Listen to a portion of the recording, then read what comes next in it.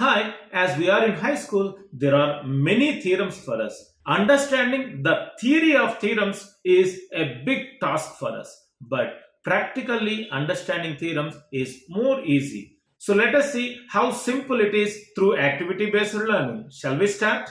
Okay friends, carefully see here. I am having one segment here. As you know, the card will divide circle into two segments. One is minor segment, another one is major segment. You can take either minor segment or major segment. Now I am taking major segment. So now let us try to form one angle in the major segment. So from this point to this point, we are just touching one point. So this angle I am talking about. This is the angle. So now let me try to form one more angle. Same again, from this point to this point I am starting. These are the two end points. From here I am trying to touch the circumference of the circle at any point.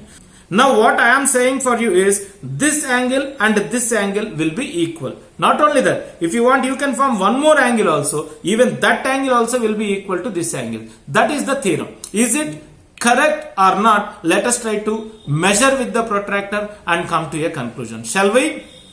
Let me measure the first angle. As all of us know, I am putting it in the vertex, base, and then checking it. It is 60 degrees. Are you seeing it is 60 degrees? Now let me just check this one. It is also 60 degrees. So what we have understood is very simple. Angles in the same segment will be equal. If you want, you can check with another points also. Let me just try to keep here and now check whether it is 60 degrees or not. Anyhow, this is 60. Let us check this one. Yes, are you seeing it is exactly equal to 60? So like this, in a same segment, any number of angles you can form, all the angles will be equal, which is a very important theorem which we can apply in your higher studies. Hope all of you enjoyed the practical way of learning. To understand all the remaining concepts in mathematics and to become a math winner, join hands with us. Thank you.